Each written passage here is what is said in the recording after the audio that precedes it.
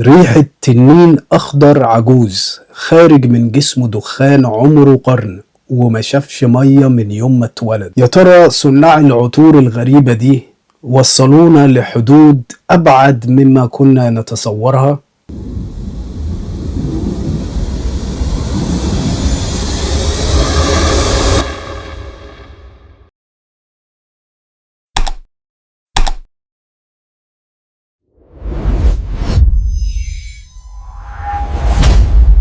دي أول تجربة ليا لدار بوديسيا ذا فيكتوريوس. هي طبعا دار بريطانية، وعطر كومبلكس هو من إصدار 2007، والعطر ده كان بأنف العطار البريطاني جون ستيفنز. وجون ستيفنز عمل تقريبا 8-9 عطور لدار بوديسيا ذا فيكتوريوس، وعلى رأسهم عطر اللي هو كومبلكس 2020 اللي هو في الإزازة الخضراء، وعمل كمان عطر انرجايزر، وعمل عطر أستر من دار إلكتيموس لندن. وجون ستيفنز هو كان والده صاحب شركة كوتسوولد، فهو دلوقتي اللي بيدير الشركة دي، والشركة دي مسؤولة عن وبتنتج تقريبا 600 إلى 700 زيوت وراتنجات وأصماغ عطرية، وكمان بيعملوا كورسات عشان يعلموا أي حد عايز يتعلم مهنة أو حرفة صناعة العطور. فالعطر ده يا جماعة فعلا زي ما بيقول الكتاب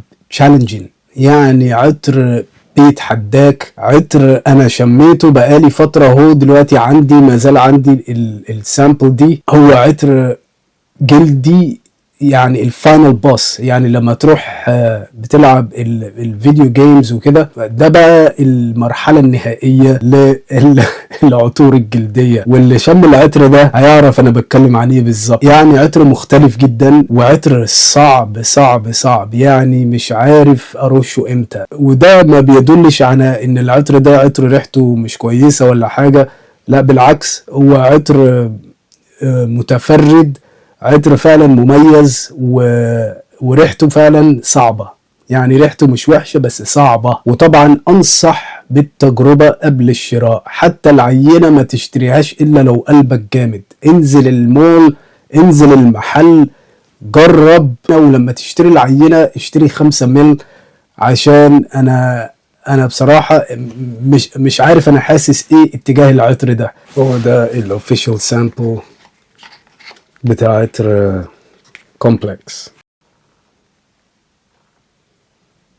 فنوتات العطر هنا الجلد، البخور، واللبدانوم، واللبان، والمرمرية، وراتنجات أو أصماغ، وريحان، وعود، وبنفسج، وسيفت، ومسك حيواني. فأخش في الموضوع على طول. أنا هرشه على، أحاول إن ده ما يجيش على إيدي أو ما أرشه على الورقة.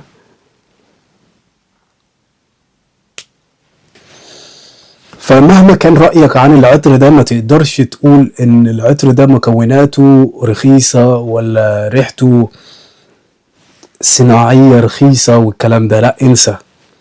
تشمه على طول هتعرف ان ده في حاجات زيوت من ارقى وافخم واغلى الزيوت في العالم، فحاجة قمة الفخامة فعلا.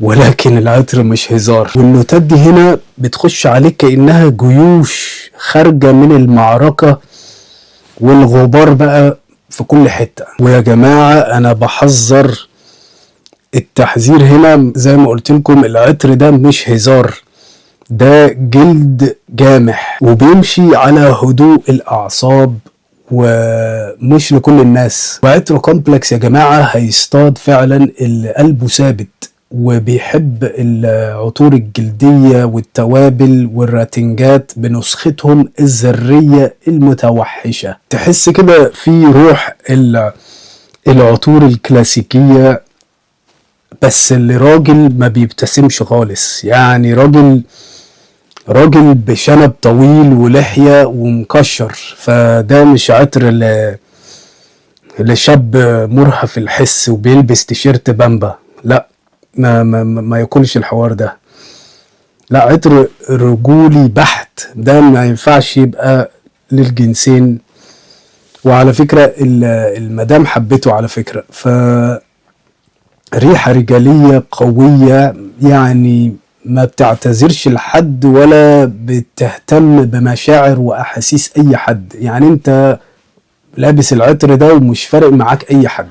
ولما ترش أول حاجة بتحس بريحة الريحان مع المرمرية، ونوتة تانية مش مذكورة في موقع بوديسيا، وتقريبا هي بذور الجزر.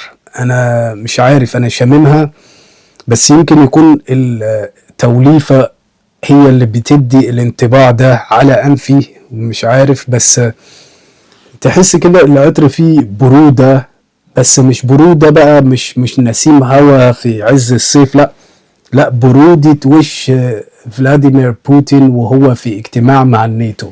حاجة يعني حاجة كده فيه هيبة العطر ده، ومن أول شمة كده الجلد بيبصلك على طول، فالجلد بيقولك أنا هنا. لكن النوتات العشبية الخضراء السبايسي دي هي اللي ماسكة الجلد كده، بتحوشه عنك، بتدي الطابع اللي هو البارد للعطر في الافتتاحية. بس مع ذلك الجلد طبعا موجود، الجلد هو بطل العطر ده. وفي كمان انعكاس كده بلسمي خفيف بيدي كده انطباع دخاني للعطر ده، وده تقريبا من اللبان او اللبدانوم. فمش عارف والله، انا كل ما اشم العطر ده يعني كل ما رشه اكتر كل ما احبه اكتر. فانا لسه مش عايز استثمر في ازازة، مش عارف يعني، انا لسه واقف كده في النص بالظبط، بس خايف لحسن يوقفوا انتاجه.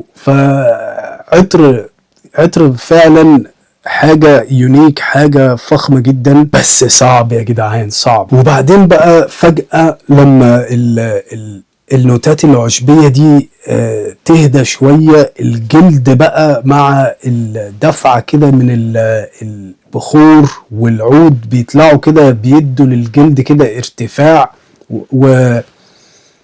وبيطلع الجلد متوحش، جلد كده طالع بعنف، مش جلد خفيف ناعم شمواه والكلام ده، لا، جلد هنا جلد ديناصور يا جدعان، جلد تمساح، جلد تنين، يعني جلد سلاحف. فجلد فعلا قوي جدا. فزي ما قلت لكم هو ده الفاينل باس للعطور الجلدية فعلا. انا ما جربتش عطر كويم او كويم بتاع اورتو باريزي، يقال انه عطر جلدي قوي، بس انا بتكلم عن العطور اللي انا جربتها. فده لا، شكلي هشتريه يا جدعان، شكلي هشتريه، بس عطر قوي جدا. فعشان كده حتى لو اشتريت 50 مل من العطر ده او حتى 10 مل، احفادك هيورثوه، لان صعب يعني عطر فعلا صعب. فمش عارف، انا بصراحة بحس ان كل ما اشمه اكتر بيعجبني اكتر. عطر فعلا متفرد، عطر غريب جدا. وعشاق العطور الجلدية تعالوا الى الامام، يعني لازم تجربوا العطر ده. مفيش اي حاجة كده سويتية يعني تخلي الجلد كده خفيف ولا توقف من حدته، لا هنا حاجة تانية على فكرة. والعود على الورقة ظاهر اكتر، مش عارف على جسمي ما كنتش شامم عود، بس والبخور مع الجلد يا اخي، لا انا شكلي فعلا هشتري العطر ده. انا بقرر دلوقتي في اللحظة دي ان انا هشتري العطر ده. وخاصة ان دار بوديسيا عندهم في الموقع بتاعهم ينفع تشتري 10 مل من جميع العطور اللي عندهم تقريبا 190 180 عطر، وبعضهم طبعا اسعارهم فلكية، بس تشتري 10 يعني تدفع 10% من سعر العطر. فلو العطر مثلا 700 جنيه هتدفع 70 جنيه لل10 مل، لو العطر 200 جنيه هتدفع 20 جنيه. والعطور بتاعتهم معروفة ان هي قوية جدا، وهتقعد معاك فترة طويلة، ومش محتاج ترش منها كتير. فحسب العطرين اللي انا جربتهم. العطر التاني برضو من سامبل هبقى اعمل له ريفيو ان شاء الله. بس بصراحة العطر عجبني والله. انا اول ما شميته يمكن من 4 أسابيع كنت اشعر بالغثيان، لاني كنت متعود على عطور جلدية للفرافير. كنت متعود عطور، انا عايز عطور جلدية ما فيهاش حاجة سويتي، لا انا عايز عطور جلدية للرجالة الكبار، فاهم؟ انا راجل بشنبات ولحية، قلت لا انا هخش بقلب جامد اجيب اكتر عطر يعني الناس بتكتب عليه نيجاتيف ريفيوز واجربه بنفسي واقرر. بس بصراحة مهما الناس كتبت عن العطر ده حاجات وحشة واراء مش سلبية، بس ما يقدروش يقولوا ان العطر ده ما فيهوش نوتات، ويعني تحس ان كده في ريحة كده فخمة جدا. العود والبخور والجلد والتوابل عامل كده توليفة، يعني حاجة بصراحة unapologetic، حاجة صعبة جدا. ولو في اي حد بيحب العطر ده اكتب لي رأيك فيه في التعليقات. وبالنسبة بقى لأداء العطر ده فعلا حاجة بطولية. انا رشيته على دراعي تاني يوم كنت لسه شام، وكمان استحميت بالليل وكنت لسه شامم نفحات من العطر ده. عطر حاجة قوية جدا، وطبعا عطر شتائي بحت. ترشه امتى ما تسألنيش، عشان انا نفسي مش عارف ارشه امتى.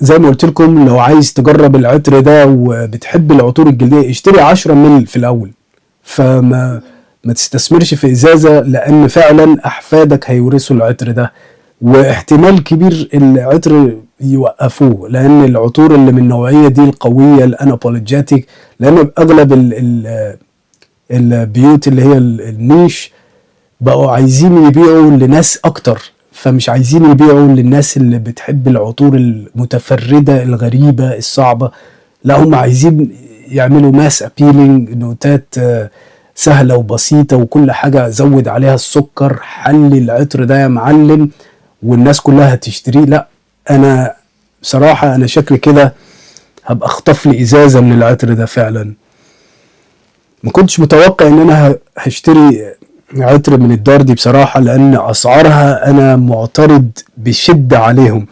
فعطر نووي، اداؤه ممتاز، فوحانه قوي. في البيت عندي انا ما جاتليش الجرأة ان انا اجربه بره لسه.